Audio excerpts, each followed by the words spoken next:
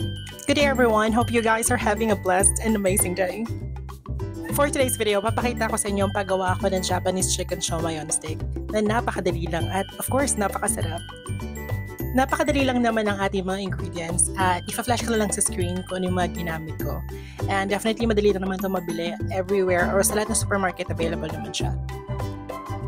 Now, para sa seaweed wrapper, actually sa mga Korean store, since marami naman siguro na Korean store available sa area nyo, makakabili naman kayo doon kung wala sa supermarket. So, simulan na natin. So, all you have to do is just to combine all of the ingredients sa mixer. If you don't have this type of mixer, you can actually use naman yung blender. Same lang naman yung effect niya. In my case, kinonti-konti ko siya kasi medyo maliit lang yung mixer ko dito. Now, pag na-mix na natin, pwede na natin i-add yung flour, isang kutsarang flour, and then you can actually add 1 egg medium, and then also yung oyster sauce. Pag medyo basa pa yung mixture natin, pwede ka mag-add ng flour pa para maging sakto lang siya pag binalot natin. Now, ito naman ginawa ko, pampa-crispy ng cover ng ating wrapper. So, basically, slurry lang yung tawag doon. So, harina and water. So, ganyan lang siya kadali. Now, pwede na tayo magbalot. So, nabili ko pala itong Korean seaweed wrapper na to sa isang Korean store, 99 pesos, 5 yung piraso, or 5 pieces yan.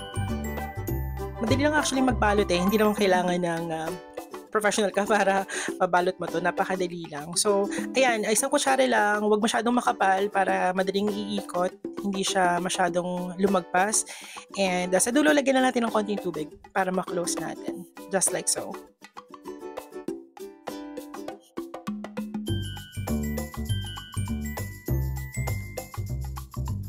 Since it's also actually my first time gumawa nito, yung ibabalot siya sa seaweed wrapper, medyo dinandahan ko lang.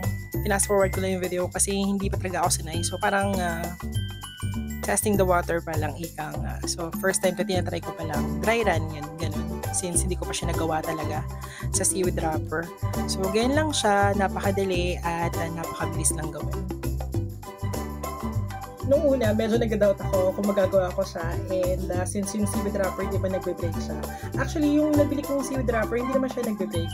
Tapos, ang maganda dito, since medyo may water, diba? So, yung ating mixture ng ingredients. So, mangyayari nun, mga after few minutes, mabubuo yung wrapper, mag-mix siya dun sa wrapper, tapos tumitigas yung wrapper, nagiging, ang tawag mo, parang nasa-stretch siya at hindi napuputol.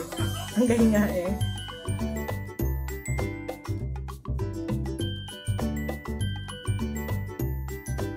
So, as you can see, nakagawa ko dyan ng 9 na piraso.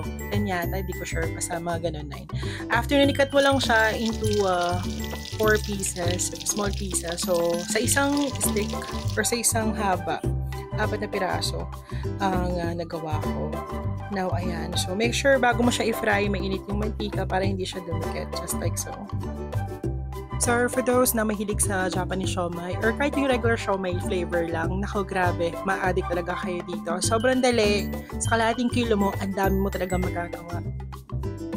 Remember guys, yung slurry na ginawa natin, yung flour and water, nag-add siya ng crispiness dun sa seaweed wrapper. At nakadagdag siya ng texture, kaya sobrang sarap. Supposedly marami talaga yan since habang nagluto kami ng Jonakas na kumakain din kami. At ayan, konti na lang yung natira.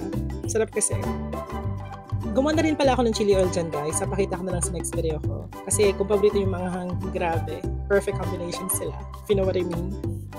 Thank you so much for watching my video guys. Hope you like, share, and subscribe. And kung nagustuhan nyo aking video, don't forget to hit the notification bell para lagi kayong updated sa latest videos ko. Thank you again and you guys have a great day. Bye!